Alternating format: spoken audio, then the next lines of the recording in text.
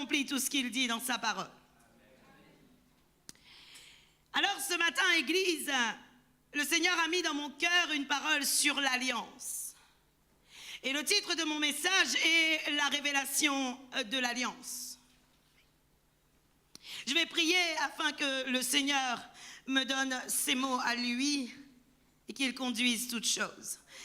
Seigneur, je te remercie, je te bénis, je te rends grâce, car je sais que bien qu'il y a une préparation d'avance, toi tu as réservé des choses particulières à ton peuple.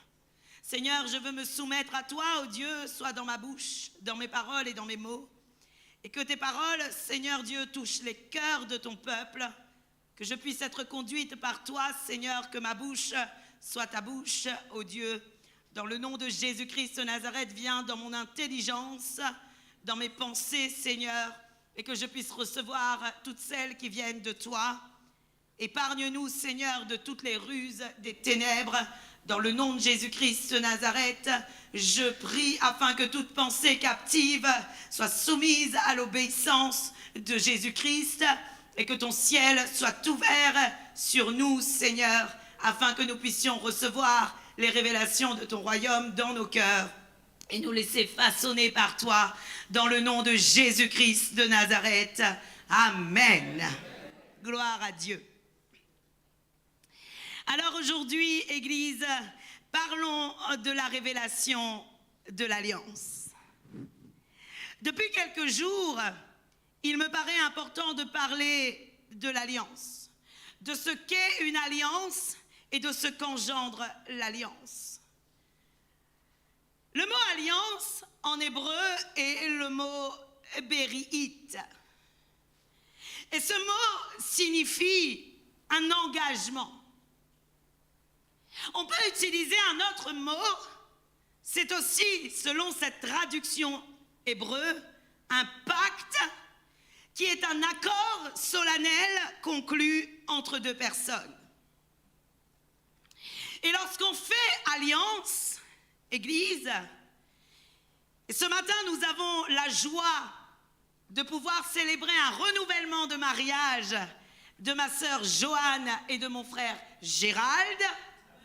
Ils ont fait une alliance.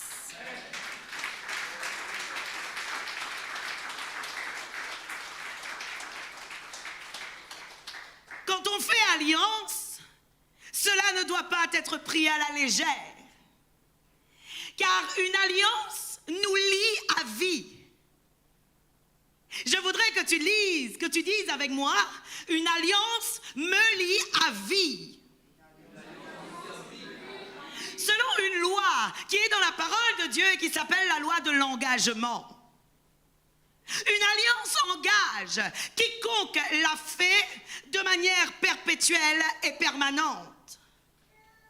Et le seul moyen de briser une alliance, selon la parole de Dieu, il faut qu'il y ait une loi supérieure prévue par Dieu pour permettre de défaire l'alliance. S'il n'y a pas de loi supérieure à la loi de l'engagement qui viendrait annuler cette alliance, l'alliance ne peut pas être rompue. C'est d'ailleurs pour ça que le sang de Jésus-Christ a coulé afin que cette alliance vienne interrompre les alliances que le monde a fait avec le monde et les ténèbres. La parole de Dieu nous dit dans Ecclésiaste 5, le verset 4, il vaut mieux ne pas faire de vœux qu'en faire et ne pas s'en acquitter. La parole de Dieu nous dit aussi dans Nombre, le chapitre 30, le verset 2 à 3. Voici ce que l'Éternel ordonne. Lorsqu'un homme fera un vœu à l'Éternel ou un serment en se liant par un engagement, il ne violera pas sa parole. Il agira conformément à tout ce qui est sorti de sa bouche. Dites avec moi, la loi de l'engagement. Vous savez, aujourd'hui, le monde est pollué par sans engagement. Tu fais un crédit, c'est sans engagement.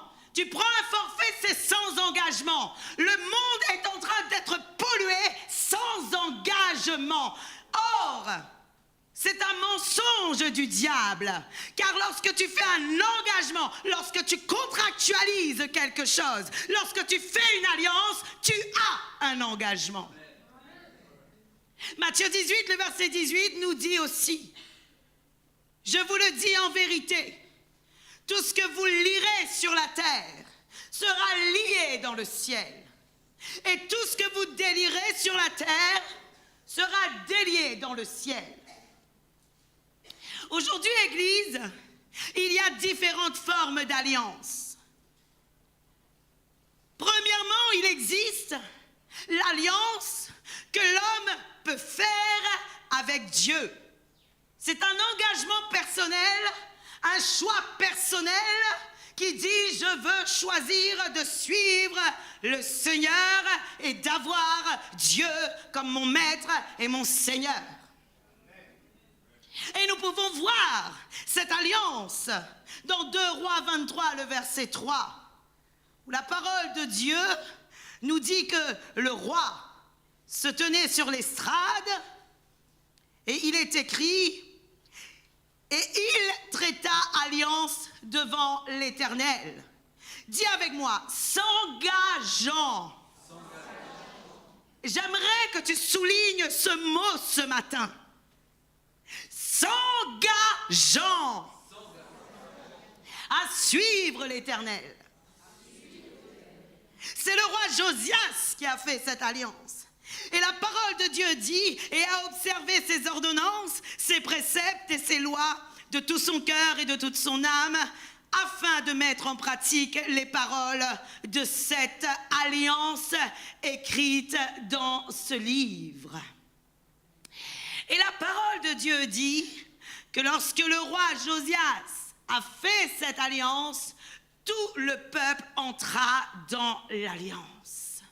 Alléluia. Le peuple entra dans l'alliance car le roi non seulement a fait l'alliance, il a pris un engagement devant l'Éternel, mais il a décidé de tenir cet engagement et d'observer les commandements et les ordonnances de Dieu. Et à cause de ça, tout le peuple voyait son témoignage et tout le peuple est entré dans l'alliance. Aujourd'hui, Église, je voudrais te dire, si tu fais alliance avec l'Éternel et que tu cherches et que tu désires à observer ses commandements et ses préceptes et que tu aies un témoignage selon le cœur de Dieu et selon ton engagement et selon ton alliance, ta famille fera aussi alliance avec l'Éternel. Alléluia. Mais tu dois être le témoignage de l'alliance avec ton Dieu. Il y a une autre forme d'alliance. L'alliance qui est faite avec les démons. Parce qu'il y a des personnes qui, pour avoir un pouvoir, qui pour avoir des capacités, font des alliances avec les ténèbres. Exemple, Simon le magicien. La parole de Dieu nous dit que le monde, le peuple dans la ville dans laquelle il était, l'appelait la grande puissance. Simon avait la puissance du diable. Il n'avait pas la puissance de Dieu. Pourquoi? Parce que l'origine de son alliance n'était pas une alliance pure. Je voudrais que tu dises avec moi, toute alliance engendre des conséquences. Positive ou négative, ou je dirais de vie et de mort, de vie ou de mort, dans nos vies, selon son origine ou sa nature. Selon l'origine et la nature de l'alliance que tu vas faire, tu auras soit la vie, soit la mort, soit la bénédiction, soit la malédiction. La parole de Dieu nous dit, Église dans 1 Corinthiens 10, le verset 20, il est écrit, je dis, que ce qu'on sacrifie, on le sacrifie à des démons et non à Dieu. Or, je ne veux pas que vous soyez en communion avec les démons. Dites avec moi, je ne veux pas être en communion avec les démons. Je ne veux pas être en communion avec les démons. Alors aujourd'hui, je vais te dire quelque chose. Si tu as fait une alliance autrefois avec les démons, tu dois te repentir réellement de tout ton cœur d'avoir fait cette alliance. Tu dois renoncer à cette alliance de tout ton cœur. Car le seul moyen pour recevoir la liberté, lorsque l'on fait alliance avec les ténèbres, lorsque l'on fait alliance avec les démons, lorsque l'on fait alliance avec la divination, avec la sorcellerie, avec la magie, il faut qu'il y ait une véritable repentance dans ton cœur, un renoncement entier. Alléluia. Celui qui fait alliance avec les démons doit y renoncer de tout son cœur afin de briser le droit qu'il a lui-même donné. Et par la suite seulement, il pourra réellement se consacrer à Dieu. Sinon, si la personne ne renonce pas elle-même, qu'elle ne se repent pas de tout son cœur, nous pouvons prier comme nous voulons. Le diable restera dans sa vie. Parce que c'est lui-même qui a fait une alliance. Dis avec moi, une alliance est un engagement personnel. Je dis personnellement oui. Dis avec moi, je dis personnellement oui. Ce n'est pas sous la pression que tu dis oui. Quand tu vas pour faire de la magie, la sorcellerie, quand tu veux un pouvoir, c'est volontairement que tu dis oui, que tu acceptes. Alors il faut y renoncer de tout ton cœur afin de briser le droit que ce démon a sur ta vie. Et la deuxième manière, après avoir renoncé de tout ton cœur, pour être libéré de l'alliance que tu peux faire avec les ténèbres, c'est par le sang supérieur de Jésus-Christ. La parole de Dieu dit dans Hébreux 9, le verset 12, de la version français courant, « Quand le Christ est entré une fois pour toutes dans le lieu très saint, il n'a pas offert du sang des boucs et des veaux, il a offert son propre sang et nous a ainsi délivrés. » Dis avec moi, délivrés. Délivrés. Définitivement de nos péchés. Il nous a délivrés définitivement de nos péchés. Alors je dois de tout mon cœur dire, je refuse tout ce qui n'appartient pas à Dieu dans ma vie. Et je ferme toutes les portes. Et lorsque je ferme toutes les portes, je dois plaider le sang de Jésus-Christ sur moi.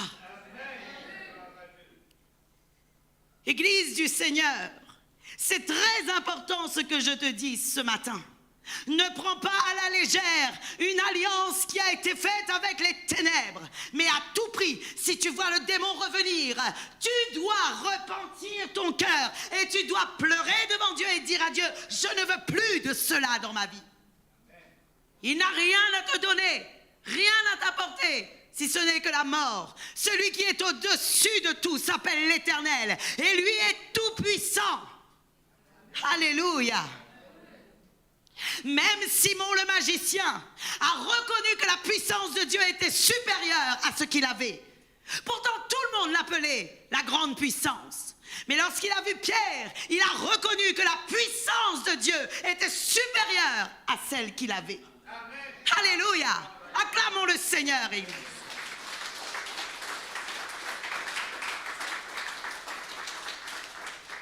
Alléluia. Une autre alliance que nous pouvons faire. Nous pouvons faire alliance avec des hommes dans les affaires. Amos 3, le verset 3 nous dit, « Deux hommes marchent-ils ensemble sans être convenus? Mais je voudrais te dire, Église du Seigneur, tu dois être vigilant dans les alliances que tu vas accomplir. Car ce n'est pas toute alliance qui sont prévues par Dieu. Tu n'es pas appelé à t'associer avec tout le monde. Tu n'es pas appelé à conclure avec tout le monde. Il y a des contrats que tu ne dois jamais prendre. Il y a des affaires que tu ne dois jamais prendre. Il y a des alliances, des associations que tu ne dois jamais faire. Et la parole de Dieu dit dans Exode 34, le verset 12, «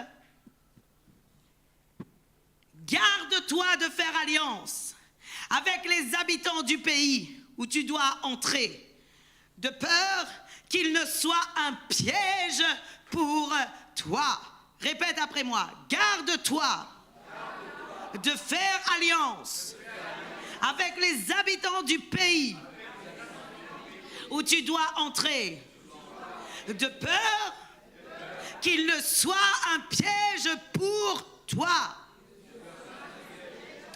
Alléluia.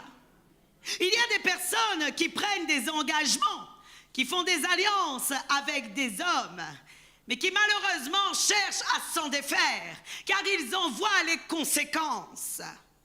Mais je voudrais te dire, Église du Seigneur, dans le cas d'un mauvais engagement que tu as pris entre une autre personne avec toi dans les affaires, le moyen de s'en libérer et de s'en défaire, tu dois rapidement aller voir cette personne et lui dire « Je ne veux plus faire alliance avec toi » car c'est le seul moment où le Seigneur autorise de briser une alliance, un contrat et un engagement que tu aurais mal fait. Dis avec moi, Dieu autorise que je brise, que je romps un contrat, un engagement dans les affaires que j'aurais mal conclu. La parole de Dieu dit dans Proverbe 6, le verset 1 à 5, « Si tu as cautionné ton prochain, si tu t'es engagé pour autrui, si tu t'es enlacé par les paroles de ta bouche, si tu es pris par les paroles de ta bouche, fais donc ceci, mon fils. » Dis avec moi, dégage-toi. Dégage-toi. Puisque tu es tombé au pouvoir de ton prochain.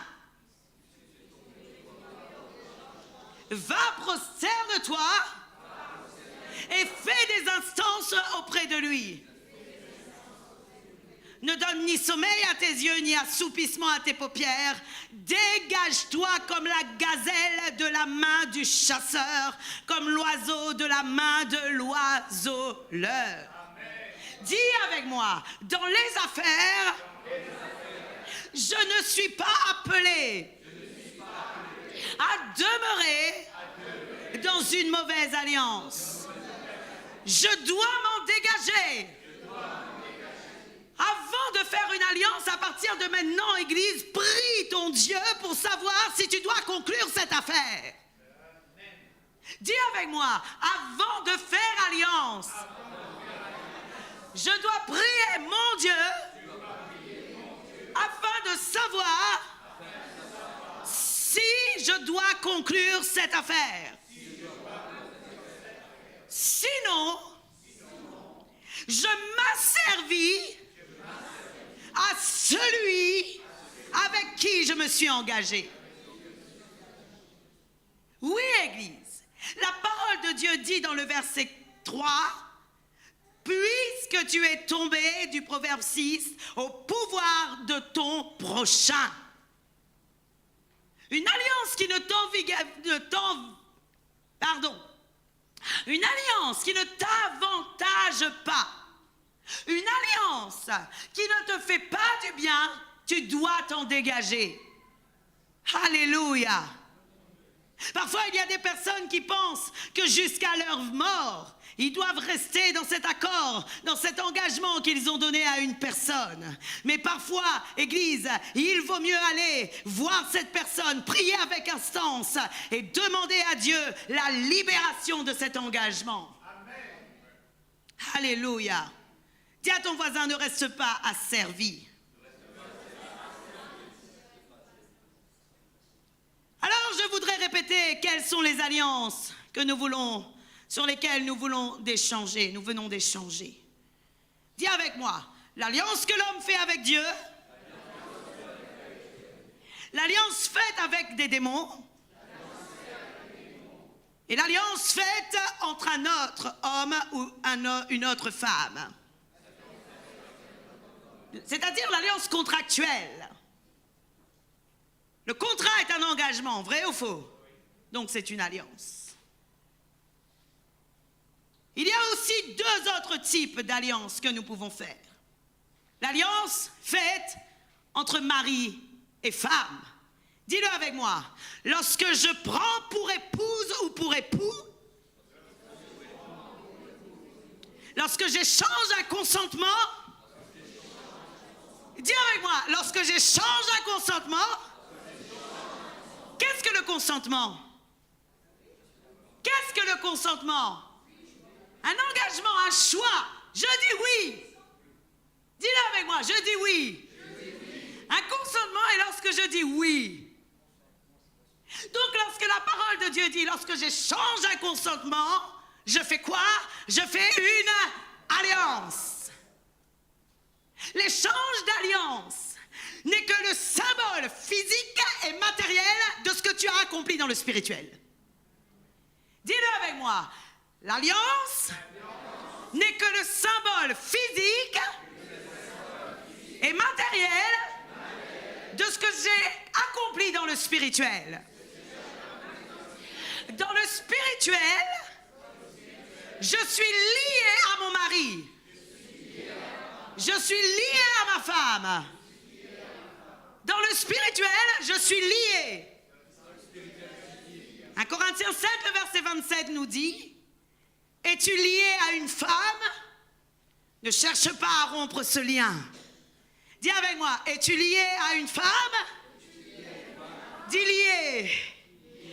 J'aime bien car je vois une petite corde ici. Et savez-vous ce que cette corde, elle fait? Elle enlace une branche. En réalité, cette branche ne pourra jamais sortir, sauf si on délie le lien. Mais dans le cas du mariage, personne ne peut délier le lien. Dis avec moi, dans le cas du mariage, personne ne peut délier le lien. Personne ne peut délier le lien. Matthieu 19, le verset 5 à 6, la parole de Dieu dit, « C'est pourquoi l'homme quittera son père et sa mère et s'attachera à sa femme, et les deux deviendront une seule chair. » Dans le verset 6, la parole de Dieu dit, « Ainsi, ils ne sont plus deux, mais une seule chair. Que l'homme donc, dis avec moi, que l'homme donc, ne sépare pas ce que Dieu a joint. » J'aimerais extrapoler un peu cette parole. Car en moi-même, je sais que l'homme ne peut jamais séparer ce que Dieu a joint. Et vous savez, Église, même si une femme ou un homme viendrait pour prendre ton mari ou ta femme, le lien demeurera toujours. Ce ne sera jamais, tu ne seras jamais sa femme, tu ne seras jamais son mari, car le lien sera toujours présent pour le Seigneur. Et alors, qu'est-ce qui se passe? Tu te mets toi-même sous un joug étranger. Alors, je voudrais dire que l'homme ne prenne pas le risque de séparer ce que Dieu a joint. En tout cas dans le physique, car dans le spirituel, un couple demeure un couple. Quand il s'est marié dans le Seigneur, un couple demeure un couple. Je veux préciser, tu peux avoir eu une vie passée. Tu peux ne pas avoir connu le Seigneur. Ta vie n'est pas bâtie sur le Seigneur. Ton alliance n'a pas été faite sur le Seigneur non plus. Tu as été fait dans une relation païenne, inconvertie. Mais lorsque tu bâtis ta vie sur le Seigneur, lorsque tu fais alliance dans le Seigneur, en connaissance de la parole de Dieu, lorsque l'on déclare cette alliance devant Dieu, cette alliance demeure. Alléluia. Église du Seigneur. Je vous ai dit tout à l'heure, Une alliance ne peut être déliée à moins qu'une loi supérieure soit établie par Dieu pour la délier. Eh bien, dans le cas du mariage, dans le Seigneur, dans le cas d'une alliance faite entre mari et femme, il n'est pas prévu par Dieu de se libérer de cette alliance, car une alliance perdure durant la vie entière des époux. Dis avec moi, une alliance perdure durant la vie entière des époux. Bon, Église, je veux clarifier cela. Certaines personnes se disent, oh là là, moi t'es marié dans le passé, moi. Moi la divorcée et moi la mariée dans le Seigneur. Et donc là, c'est confus pour vous. Église du Seigneur. Paul dit ceci. Prenons 1 Corinthiens 7. J'entends ceci dans mon cœur. Alors je veux le clarifier.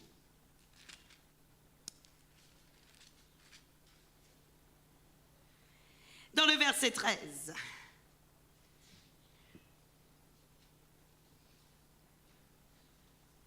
En ce qui concerne les non-croyants. Si une femme a un mari non-croyant et qu'il consente à habiter avec elle, qu'elle ne répudie point son mari. Car le mari non-croyant est sanctifié par la femme. Et la femme non-croyante est sanctifiée par le frère. Autrement, vos enfants seraient impurs, tandis que maintenant ils sont saints. Mais dans le verset 15, Paul dit ceci. Si le non-croyant se sépare, qu'il se sépare. Le frère ou la sœur ne sont pas liés dans ces cas-là. Dis avec moi. Si le non-croyant se sépare, qu'il se sépare. Le frère ou la sœur ne sont pas liés dans ces cas-là. Dieu nous a appelés à vivre en paix. Donc si tu avais une alliance avec un non-croyant et que tu as décidé de te séparer parce que ça n'allait pas, tu ne pouvais pas vivre avec lui, cela veut dire que tu n'es plus lié à lui. Et beaucoup de personnes se sont mariées en étant non. Dis avec moi, non, non, non. Et ils ne sont pas dans le plan de Dieu. Car quand on est non-croyant, c'est difficile d'entrer dans le plan de Dieu. C'est difficile de suivre la volonté de Dieu. C'est difficile d'être avec celui et celle que Dieu a prévu pour nous. Mais il y a des couples qui sont aussi non-croyants, mais qui sont la volonté de Dieu. Et lorsqu'ils se convertissent au Seigneur, cet homme, cette femme deviennent une arme puissante dans la main de Dieu. Alléluia. En réalité, le cas du mariage doit s'analyser cas par cas. Mais aujourd'hui, Église, je veux vous parler de l'engagement et de la valeur de l'alliance, car elle est véritable. Seul le cas qui peut libérer les époux qui sont dans le Seigneur, la seule possibilité, dis avec moi, c'est la mort. Des époux qui s'aiment dans le Seigneur, qui se connaissent dans le Seigneur, qui vivent ensemble dans le Seigneur, qui se marient dans le Seigneur, la seule possibilité, c'est la mort. La parole de Dieu dit dans 1 Corinthiens 7, verset 39, « Une femme est liée aussi longtemps que son mari est vivant. » Dis avec moi, une femme est liée aussi longtemps que son mari est vivant. Il existe bien une autre raison prévue par Dieu pour la séparation. Mais cette nouvelle raison que je vais vous donner, Église, la liberté ne s'applique qu'à celui qui a été victime. C'est le cas de l'adultère. Seul celui qui est resté fidèle et qui est victime d'un adultère est considéré selon Dieu comme étant libéré de l'engagement. Dis avec moi, seul celui qui est resté fidèle et qui est victime d'un adultère est considéré selon Dieu comme étant libéré de l'engagement. L'autre époux, lui, il demeure adultère quand bien même il se remarierait. La parole de Dieu dit dans Matthieu 19, le verset 9, « Je vous dis que celui qui répudie sa femme, sauf pour infidélité, et qui en épouse une autre, commet un adultère. » J'explique cela. Supposons que j'ai commis un adultère, que Dieu m'en préserve. Mon mari peut se séparer de moi. Lui sera libéré de notre alliance parce que j'ai été adultère. Mais moi, je subirai toujours les conséquences de mon péché d'adultère. Et si je me marie, je serai toujours adultère. Et je voudrais dire, Église du Seigneur, l'adultère est un péché. L'adultère est un péché de mort. L'adultère est aussi un esprit impur qui anime les hommes et les femmes. Si tu te remaries en étant adultère, comment ta vie, ta destinée sera celle selon le cœur de Dieu? Car dans ta lignée de sang, il y aura toujours des adultères qui vont être commis. Dans ta lignée de sang, tes enfants porteront l'adultère. Est-ce que tu veux que tes enfants souffrent? La réponse est non. Oui ou non, Église? Mais dans la lignée de sang, l'adultère demeurera. Alors, qu'est-ce qu'il faut? Il faut impérativement que Dieu délivre de cet esprit d'infidélité et d'adultère qui agit dans les vies. Amen. La parole de Dieu dit dans Hébreux 13, verset 4, que le mariage soit honoré de tous. Parfois, certains pensent, Église, que Dieu permet le divorce lorsque l'on n'aime pas vraiment celui qui partage nos vies. Mais je voudrais vous dire que Jésus a déjà répondu à cette question. Il y a des personnes qui disent « Mais moi, je veux quitter cette personne parce que je ne l'aime pas vraiment. En fait, je ne sais pas pourquoi je me suis mariée avec elle. Je m'aperçois qu'elle n'a rien de commun avec moi. » Jésus a répondu aux disciples. Quand il leur a dit « Pourquoi Moïse a-t-il permis le divorce ?» Dans Matthieu 19, le verset 5. Il dit « C'est pourquoi l'homme quittera son père et sa femme, sa mère, et s'attachera à sa femme, et les deux deviendront une seule chair. Ainsi, ils ne sont plus deux, mais ils sont une seule chair. Que l'homme donc ne sépare pas ce que Dieu a joint. » Alors les disciples qui connaissent la loi, ils disent au Seigneur, « Pourquoi donc, lui dirent-ils, Moïse a-t-il prescrit de donner à la femme une lettre de divorce et de la répudier ?» N'avez-vous pas lu dans Deutéronome un moment où Moïse dit ceci? Après avoir eu un an de mariage, si le mari s'aperçoit que la femme n'est pas exactement comme elle voulait, qu'il lui donne une lettre de divorce. Vrai ou faux? Alors c'est exactement cette parole que les disciples utilisent. Mais Jésus répond. Jésus répondit, « C'est à cause de la dureté de votre cœur que Moïse vous a permis de répudier vos femmes. Au commencement, il n'en était pas ainsi. » Dis avec moi, l'alliance de Dieu est parfaite. Dieu n'a pas prévu de nous répudier. Dieu n'a pas prévu que Adam et Ève se séparent. Dieu n'avait pas institué le divorce jusqu'à la loi de Moïse. Vrai ou faux? Tous les hommes étaient unis et demeuraient unis. Alors Jésus dit, c'est à cause de la dureté de votre cœur que Moïse vous a permis de répudier vos femmes. Au commencement, il n'en était pas ainsi. Et dans le verset 9, le Seigneur Jésus dit, « Mais je vous dis que celui qui répudie sa femme, sauf pour infidélité et qui en épouse une autre, commet un adultère. » Ce que Dieu cherche dans le cadre du mariage, c'est la fidélité et l'amour. Mais je voudrais te dire, Église, Comment se fait-il qu'aujourd'hui, tu restes dans cette mentalité, je suis avec une femme que je n'aime pas et je ne pourrai pas l'aimer si tu as Jésus-Christ dans ton cœur?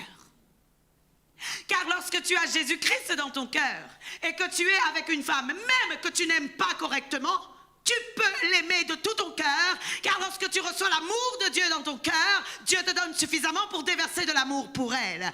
Et Dieu t'apprend à aimer celui avec qui tu es. Si l'Esprit de Dieu est en toi et que l'Esprit de Dieu, c'est l'amour, la fidélité, tu dois être capable d'aimer et d'être fidèle. Alléluia. Dis avec moi, si l'Esprit de Dieu est en moi et que l'Esprit de Dieu, c'est l'amour et la fidélité, je dois être capable de demeurer fidèle. Osée n'a-t-il pas épousé une prostituée? Comment Osée a-t-il pu aimer cette prostituée? Mais Dieu lui a dit, aime cette femme comme moi j'aime Israël. Autrement dit, Église, Dieu a donné à Osée la capacité d'aimer plus que lui, il n'en était capable. Église du Seigneur, tu ne peux pas me dire que si tu t'es marié dans le Seigneur, Dieu ne peut pas changer l'amour que tu portes pour celle qui est à tes côtés. Le problème, Église, c'est que bien souvent, les hommes et les femmes manquent de vigilance. Quand ils n'aiment pas assez qu'une femme vient leur faire des petits yeux doux, ou qu'un homme vient leur faire une démonstration de biceps, les personnes commencent à être attirées. Je vais te dire, Église, comme dirait quelqu'un, à la réunion on dit, ils mettent pas un zoo dans la gueule d'un chien que la faim. Oui ou non? En créole on dit, on met pas un os dans la bouche d'un chien qui a faim. Le chien, il va forcément le manger, oui ou non? Mais parfois, dans nos cœurs, il manque de l'amour. Parfois, nous savons que nous avons un problème avec la fidélité. Parfois, nous savons que nous avons un problème dans notre relation de couple. Et nous-mêmes, nous allons vers celle ou celui qui pourrait nous consoler. Église du Seigneur, Jésus est celui qui peut te consoler. Ce n'est pas un homme, une femme qui peut te consoler.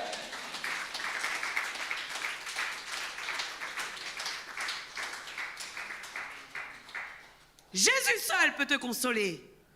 Tu verras, passer 1 an, 2 ans avec une personne qui t'aurait consolé, tu seras lassé et tu n'auras pas autant d'amour que si tu étais resté avec celle de ton alliance et que tu avais essayé de l'aimer. Et je voudrais te dire ce passage de Proverbe 5, le verset 1 à 19. La parole de Dieu dit, mon fils, sois attentif à ma sagesse, prête l'oreille à mon intelligence, afin que tu conserves la réflexion et que tes lèvres gardent la connaissance. Car les lèvres de l'étrangère, dis avec moi, les lèvres de l'étrangère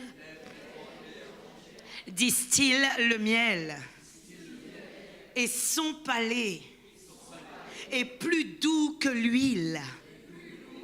Ah, ça c'est le début. Les lèvres de l'étrangère distillent le miel.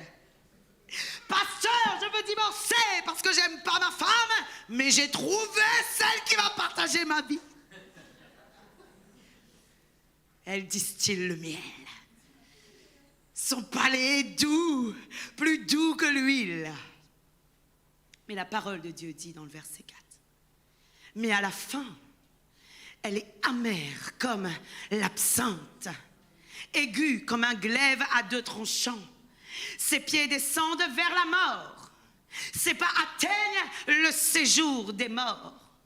Afin de ne pas considérer le chemin de la vie, elle est errante dans ses voies. Elle ne sait où elle va. Et maintenant, mes fils, écoutez-moi. Et ne vous écartez pas des paroles de ma bouche. Éloigne-toi du chemin qui conduit chez elle. Dis avec moi, éloigne-toi du chemin qui conduit chez elle. et ne t'approche pas de la porte de sa maison, de peur que tu ne livres ta vigueur à d'autres et tes années à un homme cruel. Qui est l'homme cruel? Satan. Dis avec moi, qui est l'homme cruel? Satan. Satan.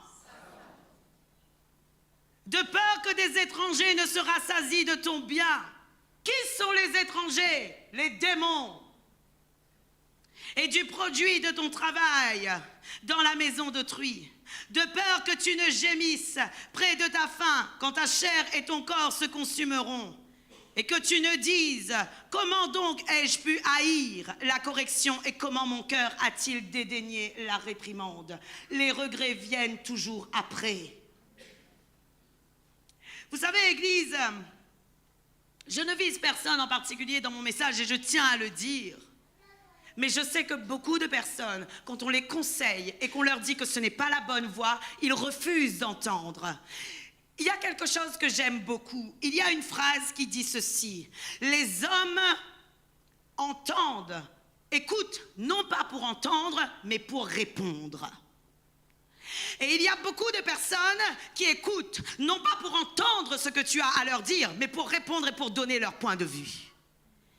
Mais la parole de Dieu dit, fais attention, de peur que tu ne dises, comment ai-je pu haïr la correction et comment mon cœur a-t-il dédaigné la réprimande? Comment ai-je pu ne pas écouter la voix de mes maîtres? Dis-le avec moi. Comment ai-je pu ne pas écouter la voix de mes maîtres? Ne pas prêter l'oreille à ceux qui m'instruisaient.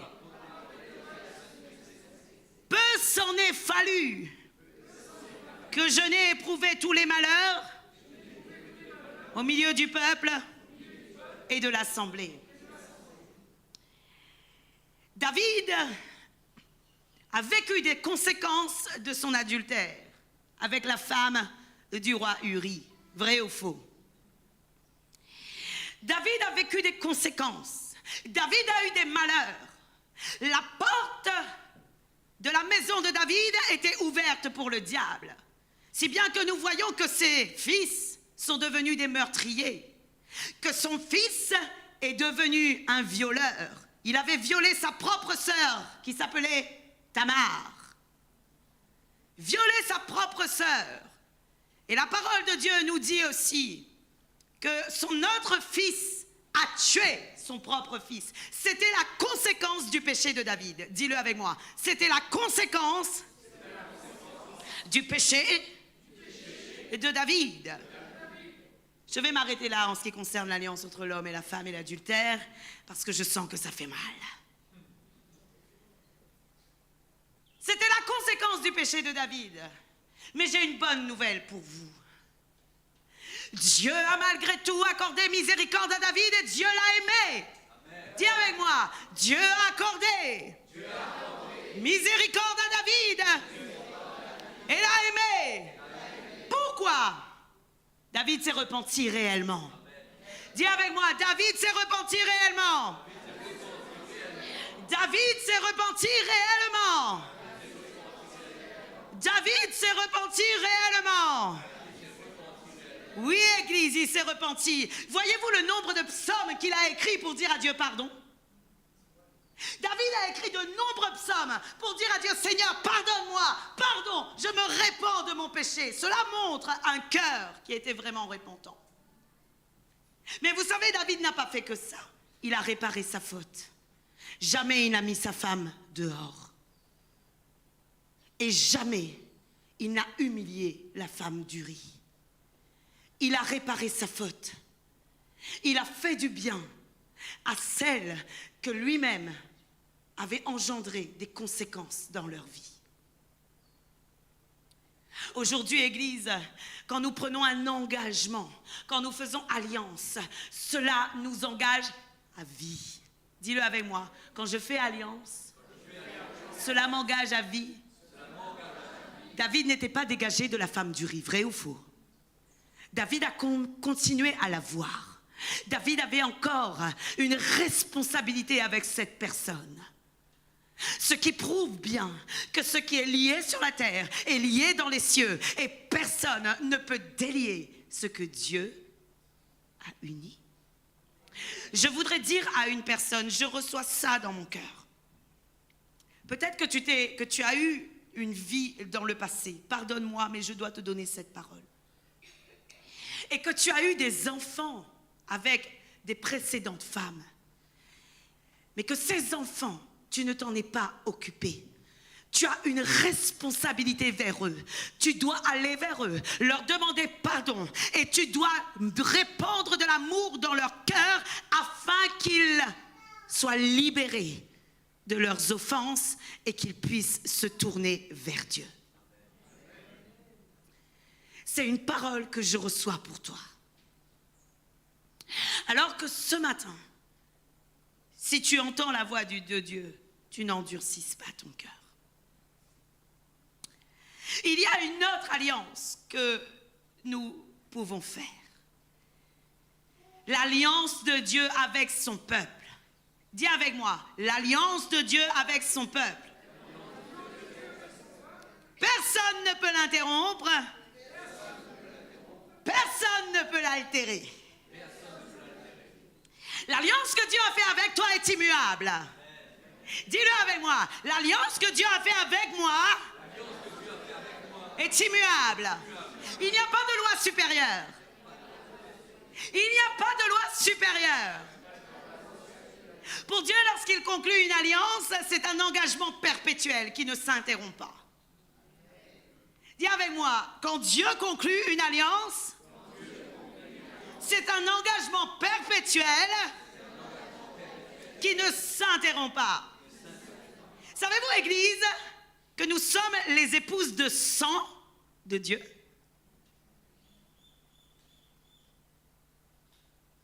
J'ai jamais entendu ça, pasteur.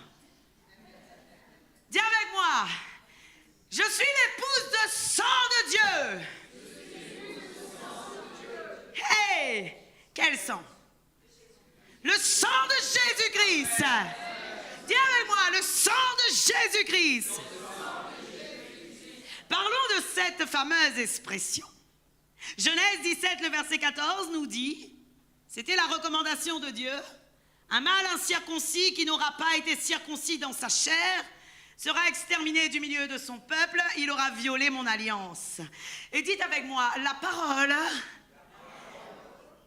est remplie de révélations. La parole est remplie de secrets de Dieu. Ça, c'était la recommandation de Dieu.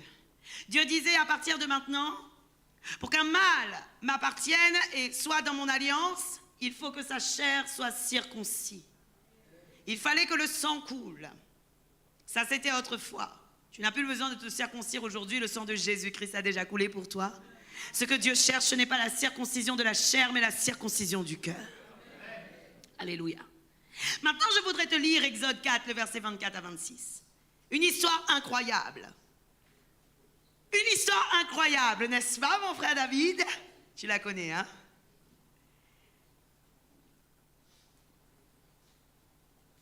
Pendant le voyage, en un lieu où Moïse passa la nuit, l'Éternel l'attaqua et voulut le faire mourir.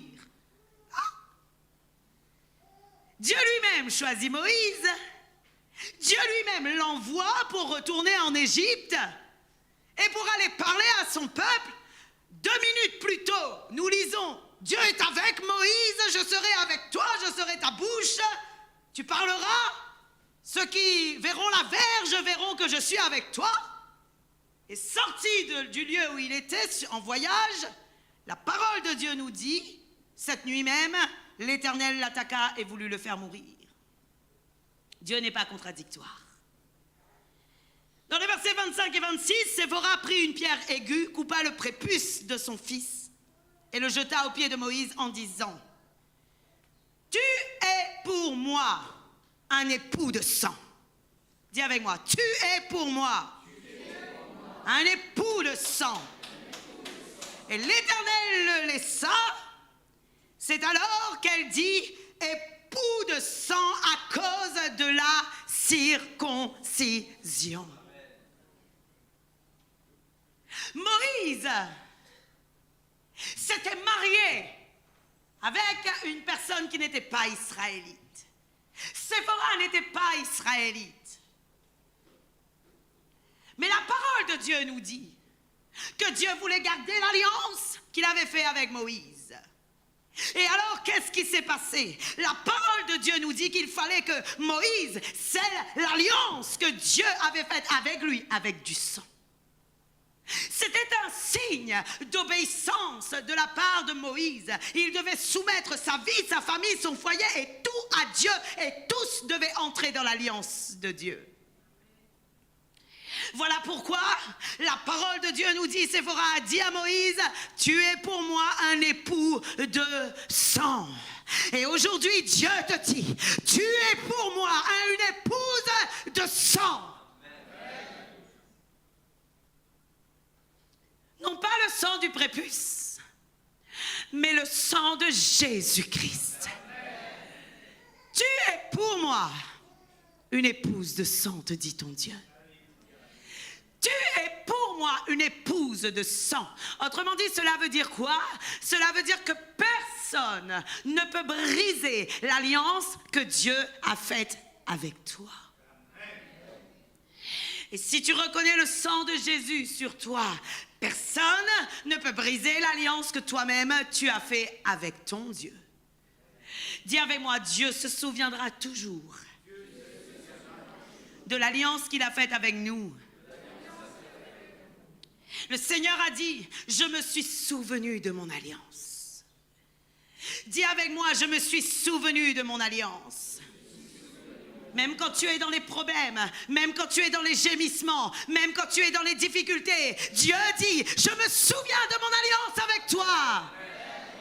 Dis avec moi, quand je suis dans les problèmes, quand je suis dans les difficultés, le Seigneur me dit, je me souviens de mon alliance avec toi.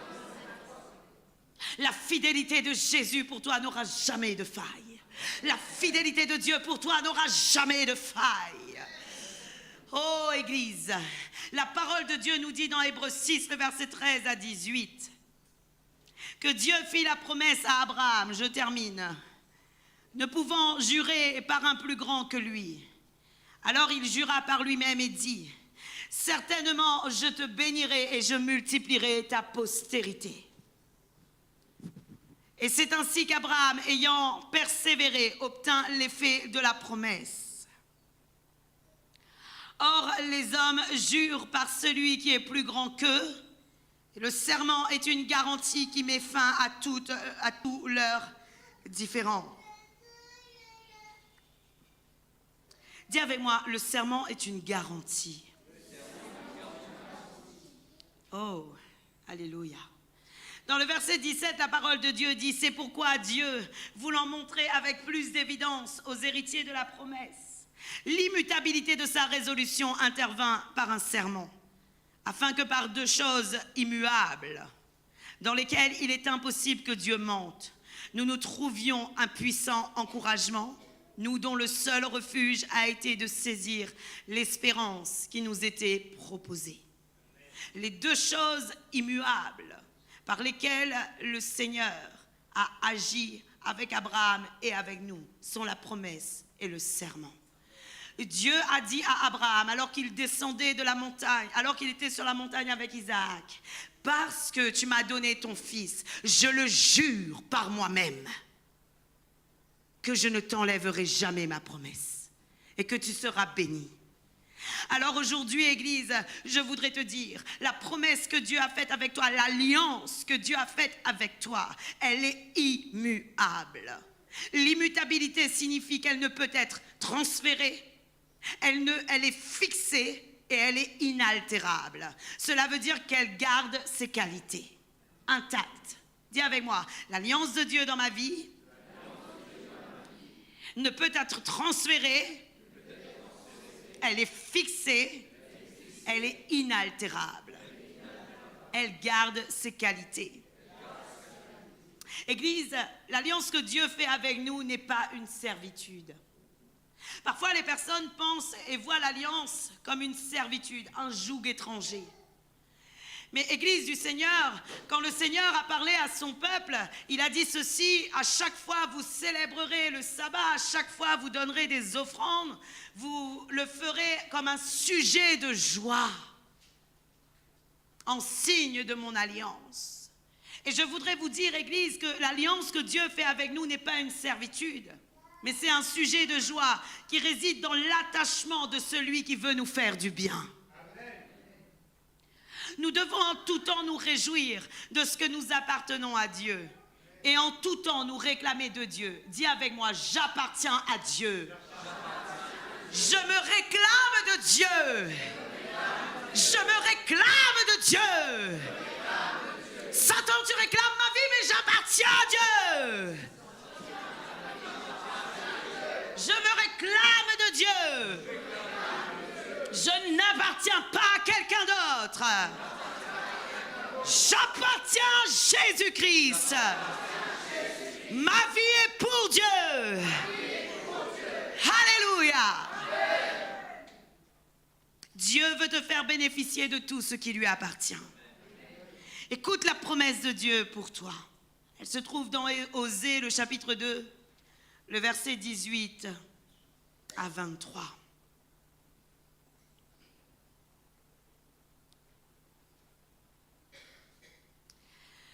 On va lire une phrase et à la place de tu mettras ton prénom par la suite. En ce jour-là, dit l'Éternel, Aurélie m'appellera mon mari. Aurélie ne m'appellera plus mon maître. Dis avec moi: en ce jour-là, je l'appellerai mon mari. Alléluia. Le verset suivant dit: j'ôterai de sa bouche les noms de Baal, afin qu'on ne les mentionne plus par leur nom. En ce jour-là, je traiterai pour eux une alliance avec les bêtes des champs, les oiseaux du ciel, les reptiles de la terre. Je briserai dans le pays l'arc, l'épée, la guerre, et je le ferai reposer avec sécurité. Et voilà ce que Dieu te dit: je serai ton fiancé pour toujours. Je serai ton fiancé par la justice, la droiture, la grâce, la miséricorde. Je serai ton fiancé pour la fidélité, et tu reconnaîtras l'Éternel. En ce jour-là, je t'exaucerai, dit l'Éternel, j'exaucerai les cieux, et ils exauceront la terre. Jésus-Christ est ton époux. Alléluia. Et cette alliance est inaltérable. Amen. Dis avec moi: la seule alliance que je veux dans ma vie est l'alliance avec Dieu. Je refuse l'alliance avec le monde. Je refuse l'alliance avec les ténèbres. Je renonce à l'alliance que j'aurais pu poser autrefois. Je suis dégagée par le sang de Jésus-Christ. Plus rien ne lie ma vie. Tu n'as plus de droit sur ma vie, Satan. Mais mon droit est dans le Seigneur. Ma vie appartient à Jésus-Christ. Je demeurerai ferme, établi et consacré à mon Dieu dans le nom de Jésus-Christ. Amen. Acclamons le Seigneur.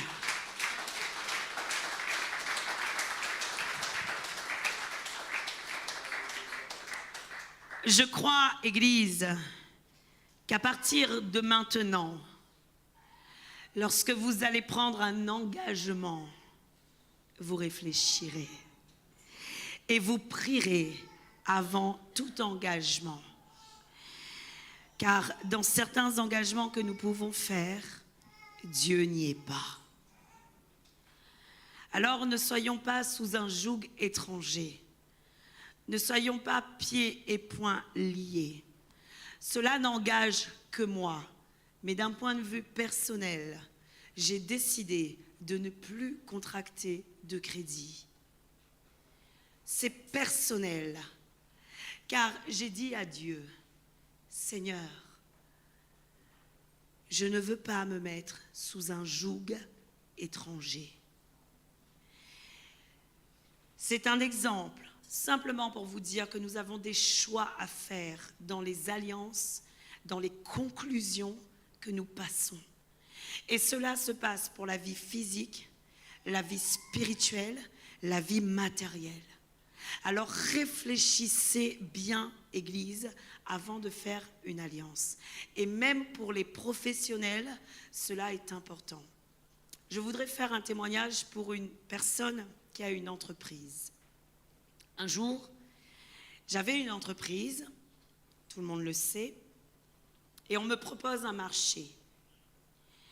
Et le marché était vraiment, on va dire, alléchant, attractif. Mais à un moment donné, j'avais en moi une voix qui me disait « fais attention, fais attention ». Et ce que l'on me disait, en fait, dans ce marché, c'était bizarre. Il y avait des phrases qui n'étaient pas correctes. Et un jour, je me suis mise à prier avec mon mari et je disais « Seigneur, toi, tu vas me dire ce qu'il faut faire dans cette affaire. » Et alors, Église, à un moment donné, je commence à prier, je reçois une parole dans Ésaïe, et je ne retrouve pas maintenant la parole, mais la parole disait « Malheur aux mauvais gérants. Malheur à ceux qui contractent des marchés dans lesquels je ne suis pas. » Je peux vous dire qu'à ce moment-là, quand j'ai prié, j'ai eu des frissons de la tête jusqu'aux pieds. Et j'ai dit à mon mari, voilà la réponse de Dieu. Nous ne pouvons pas faire cette chose et nous n'allons pas le faire. Alors, nous ne l'avons pas fait. Et savez-vous ce qui s'est passé? Plusieurs années après, des hommes, d'autres personnes ont contracté le marché. Eh bien, vous savez ce qui s'est passé? Ces personnes ont fait faillite et ces personnes, beaucoup, ont été intentées en justice parce qu'il y avait des problèmes dans ce qui était en train de se faire. Et certains sont en prison. Alors, tout ça pour vous dire, Exode est clair, ne fais pas alliance avec, c'est ce que le Seigneur dit, avec ceux qui sont dans le pays dans lequel tu vas rentrer, de peur qu'il ne soit un piège pour ta vie. Ce qui veut dire, Église, que nous devons faire très attention aux alliances que nous faisons. De même, quand nous avons acheté notre maison, nous avons prié beaucoup, parce que là, nous devions faire un crédit.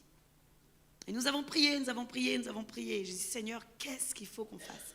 Est-ce qu'il faut le faire? Est-ce qu'il ne faut pas? Est-ce qu'il faut le faire? Est-ce qu'il ne faut pas? Je vous parle de ça il y a plusieurs années, plus de 12 ans de cela. Est-ce qu'il faut le faire? Est-ce qu'il ne faut pas? Est-ce qu'il faut le faire? Est-ce qu'il ne faut pas? Et quand on a prié, nous avons reçu une parole qui se trouve dans le livre de Samuel. Et la phrase de Dieu était celle-ci. Va, car depuis longtemps, Dieu a agréé tes œuvres. Si je peux vous dire que Dieu parle quand vous lui demandez quelque chose, il parle, il répond. Et lorsque Dieu a dit va, car depuis longtemps Dieu a agréé tes œuvres, j'ai dit c'est bon, on peut le faire. On y va, on fonce, car on aura de quoi honorer nos dettes. Que Dieu soit glorifié. Amen.